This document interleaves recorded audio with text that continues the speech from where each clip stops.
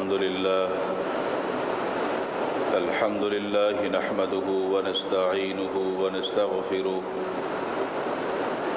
ونعوذ بالله من شرور أنفسنا ومن سيئات أعمالنا من يهده الله فلا مضل له ومن يضلله فلا هادي له وأشهد أن لا إله إلا الله وحده لا شريك له وأشهد أن محمدًا عبده ورسوله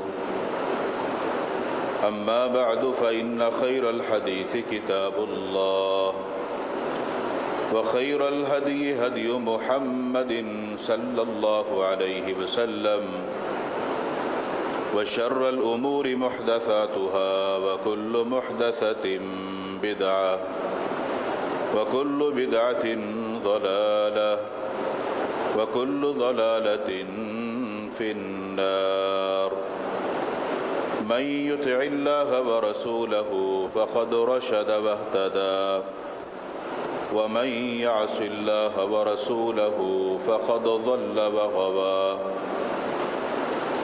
اللهم صل على محمد وعلى آل محمد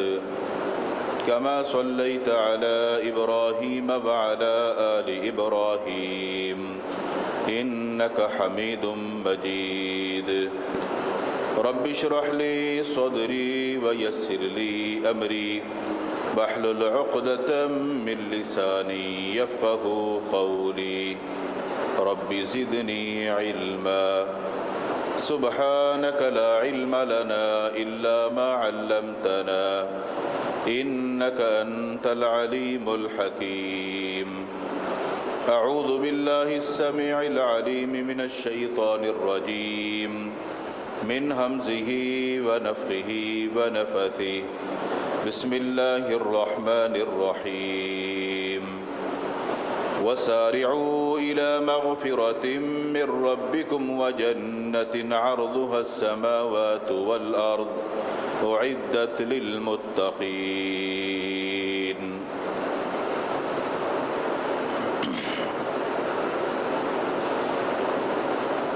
ہر قسم کی حمد و ثنا کبریائی بڑائی اللہ وحدہ لا شریک خالق کائنات مالک ارض و سما کے لیے درود و سلام ہو امام الانبیاء ہادی رہبر و رہنما احمد مجتبیٰ جناب محمد الرسول اللہ صلی اللہ علیہ وآلہ وسلم کی ذات اقدس پر، جن کو اللہ رب العالمین نے اس کائنات کے لیے رحمت للعالمین بنا کر مبعوث فرمایا۔ حضرات گرامی، رمضان المبارک کے مہینے کی آمد ہے۔ ہر مسلمان کو بڑی شدت سے اس کا انتظار ہے، اور ہر مومن پورا سال اس ماہ مقدس کے انتظار ہی میں رہتا ہے۔ اللہ رب العالمین نے اپنے بندوں کو اس ماہ مقدس میں جو مغفرت کے اور بخشش کے مواقع میسر فرمائے ہوتے ہیں وہ بیش بہا ہوتے ہیں، جس کی بنا پر ہر مسلمان کو اس کا بڑا ہی انتظار ہوتا ہے۔ کیا بچے، کیا جوان، کیا بوڑھے، کیا مرد، کیا خواتین، ہر کسی کے دل میں ایک شوق ہوتا ہے روزہ رکھنے کا، قرآن مجید کو بار بار مکمل کرنے کا، تراویح پڑھنے کا، لیلۃ القدر کی راتوں میں جاگنے کا، آخری عشرے کے اعتکاف کرنے کا، اور یہ سارے نیک عمل اس مہینے کے ساتھ خاص ہیں۔ اور اللہ تعالیٰ نے بھی اپنے بندوں کے لیے کوئی کمی نہیں رکھی۔ اس ماہ مقدس میں بخشش کے کئی سارے مواقع عطا فرمائے ہیں کہ میرے بندے ان کو حاصل کر لیں اور اپنے گناہوں کو بخشوا لیں، اپنے گناہوں کی معافی مانگ لیں۔ دوسرے لفظوں میں یہ کہیے کہ اللہ تعالیٰ کی جو رحمت ہے وہ بڑے جوش میں ہوتی ہے، جس کی بنا پر رمضان کے مہینے کے شروع ہوتے ہی اللہ تعالیٰ کی طرف سے حکم ہوتا ہے کہ جنت کے سب دروازے کھول دیے جائیں اور جہنم کے سب دروازے بند کر دیے جائیں۔ جتنے بھی شیاطین ہیں سرکشی پر اترے ہوئے ہیں، بندوں کو گمراہ کرتے ہیں، صراط مستقیم سے دور کرتے ہیں، دن اور رات کی کوئی گھڑی گناہوں سے خالی نہیں گزرتی، لوگوں کو کھینچ کر اپنے جال میں پھنسانے کی کوشش کرتے ہیں، ان شیاطین کو جکڑنے کا حکم دے دیا جاتا ہے۔ اور یہ صرف اسی ماہ مقدس کے ساتھ خاص ہے، وہ مہینہ کیونکہ شروع ہونے والا ہے۔ ماہ مقدس کے جو اہم ترین مسائل ہیں اور اس ماہ مقدس کی جو عظمت ہے اور فضیلت ہے، ہر مسلمان کو معلوم ہونی چاہیے۔ اس ماہ مقدس کی عظمت اور فضیلت اور اس کی اہمیت جب ہمیں معلوم ہوگی تو ہم صحیح معنوں میں اس سے فیض یاب ہو سکتے ہیں، استفادہ کر سکتے ہیں۔ شریعت مطہرہ نے اس ماہ مقدس کے حوالے سے اس کو پانے والے لوگوں کا جو اہم ترین مقصد بیان کیا ہے، وہ ہمارے لیے یعنی امت محمدیہ کے لیے اور جو ہم سے پہلے لوگ گزر چکے ہیں، پہلی جو امتیں گزر چکی ہیں، ان سب کے لیے وہ مقصد یکساں ہے۔ یا ایھا الذین آمنوا کتب علیکم الصیام کما کتب علی الذین من قبلکم لعلکم تتقون۔ یہ روزے صرف ہم پر ہی فرض نہیں ہیں، بلکہ جو ہم سے پہلے سابقہ امتیں گزر چکی ان پر بھی اللہ نے فرض کیے تھے، مگر فرضیت کا جو مقصد ہے وہ سب کا ایک ہے۔ روزے کے مسائل میں، اس کے طریقہ کار میں فرق ہو سکتا ہے ہمارا اور سابقہ امتوں کا، مگر جو اصل مقصد ہے، ان سے جو حاصل ہونے والی چیز ہے، وہ سب کے لیے ایک ہی اور یکساں ہے۔ شریعت مطہرہ نے اس چیز پر زور دیا، اس مقصد کو مزید اجاگر کرنے کے لیے کہ روزوں کی فرضیت کا مقصد لعلکم تتقون، تاکہ تم اے اہل ایمان پرہیزگار بن جاؤ، متقی بن جاؤ، تقوی اختیار کرنے والے بن جاؤ۔ اور تقوی کے معنی اور مفہوم کے حوالے سے اس چیز کو ذہن نشین کر لیجئے کہ جب اللہ کی طرف سے یہ حکم دیا جائے کہ تم متقی بن جاؤ، پرہیزگار بن جاؤ، تقوی اختیار کر لو، تو اس کے جو معانی ہیں وہ بڑے وسیع ہیں۔ مثال کے طور پہ تقوی کا مطلب جاننے کے لیے اس چیز کو ذہن نشین کر لیجئے کہ روزے کا مقصد، عبادات کا مقصد کہ تم سب اللہ سے ڈرنے والے بن جاؤ، چاہے تنہائی میں ہو، چاہے لوگوں کے سامنے ہو، اللہ کا ڈر ہر شخص کے دل میں ہمہ وقت ہونا چاہیے۔ یہ تقوی کا تقاضا ہے، تاکہ تم اللہ کی عبادت کرنے والے بن جاؤ۔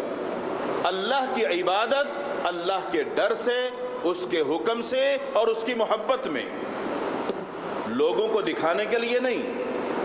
لوگوں کے ڈر کی وجہ سے نہیں، بلکہ اللہ کے ڈر کی وجہ سے، اللہ کے حکم کی وجہ سے، اللہ کی محبت کی وجہ سے۔ جو شریعت کے احکامات ہیں، شریعت نے جو جو کام کرنے کا حکم دیا ہے وہ سارے کام کرنے ہیں، جس کا حکم اللہ نے دیا اور اس کے رسول صلی اللہ علیہ وسلم نے دیا، ان کی بات کو مان کر وہ کام کرنا جن کو کرنے کا حکم دیا، اور جن جن کاموں سے اللہ اور اس کے رسول صلی اللہ علیہ وسلم نے منع کر دیا اور روک دیا وہ بالکل نہیں کرنے، ان سے رکنا ہے، اپنے آپ کو روک کے رکھنا ہے، اور جو کام شریعت نے حرام قرار دیے ہیں ان کے تو قریب بھی نہیں جانا۔ بالکل ایسے جیسے اگر کوئی شخص روزہ رکھتا ہے تو روزے کی حالت میں صبح سے لے کر شام تک جتنی چیزیں گھر میں موجود ہیں جو حلال ہیں وہ بھی نہیں کھاتا، وہ بھی نہیں پیتا۔ کیوں؟ اللہ نے منع کیا ہے، یہ روزے کا تقاضا ہے۔ اللہ کی بات کو مان کر، اللہ کے حکم کو مان کر ہم حلال چیزوں کو بھی چھوڑ دیتے ہیں روزے کی وجہ سے۔ بالکل ایسے ہی اللہ کے حکم کو مان کر اس کے حکم کی پابندی کرتے ہوئے ہمیشہ کے لیے ان تمام حرام کاموں کو، حرام چیزوں کو چھوڑنا ہے جس سے اللہ اور اس کے رسول نے روکا اور منع کیا۔ اور نیکی کی محبت ہمارے دلوں میں پیدا ہو جائے، ہمیں نیکی سے محبت ہو، اور گناہ کی جو نفرت ہے وہ ہمارے دل میں پیدا ہو جائے، ہم گناہ سے نفرت کرنے والے بن جائیں۔ اگر یہ چیز ہمارے اندر پیدا ہو جائے تو سمجھ لیجئے کہ واقعتاً ہم تقوی اختیار کرنے والے بن رہے ہیں، ہمارے دلوں میں اللہ کا ڈر پیدا ہو گیا ہے، اور یہ رمضان کے روزے رکھ کر کافی حد تک یہ ممکن ہو سکتا ہے کہ ہم ان تقاضوں کو پورا کرنے والے بن جائیں۔ رسول اکرم صلی اللہ علیہ وسلم نے رمضان کے روزوں کے ساتھ ساتھ اس ماہ مقدس میں قیام رمضان کی بڑی فضیلت بیان فرمائی۔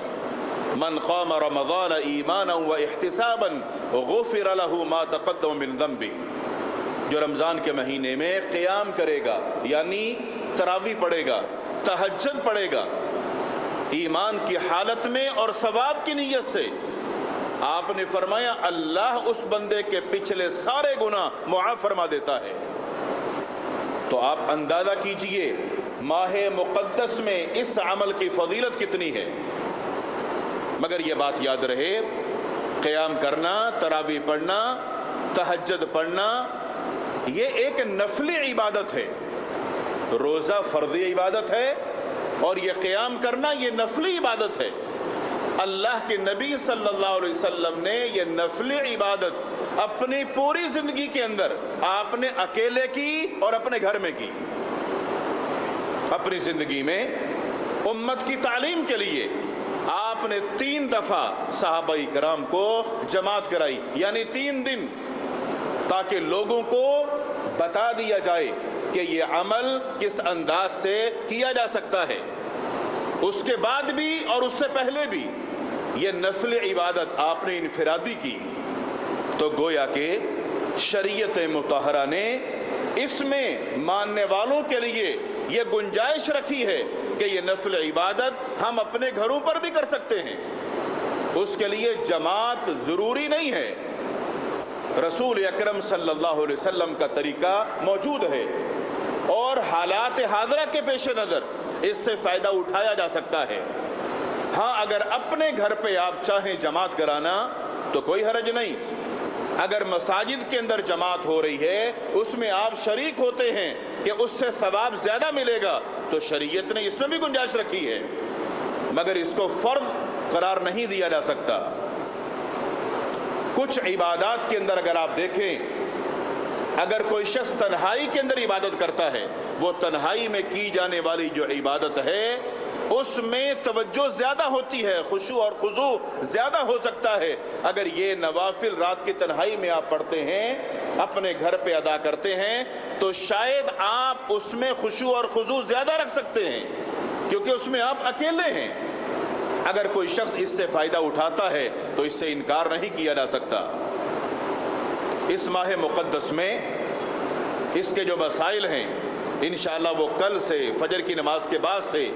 جو ضروری اہم اور مسائل ہیں وہ انشاءاللہ ہم بیان کریں گے، جن کو سننے کی ہر مسلمان کی ایک ضرورت بھی ہے اور ان کو مسائل سیکھنے بھی چاہیے۔ اللہ تعالیٰ سے دعا ہے اللہ تعالیٰ ہم سب کو ماہ مقدس کے جو اہم ترین مسائل اور اس کے تقاضے ہیں ان کو پورا کرنے کی توفیق عطا فرمائے۔ وآخر دعوانا الحمدللہ رب العالمین۔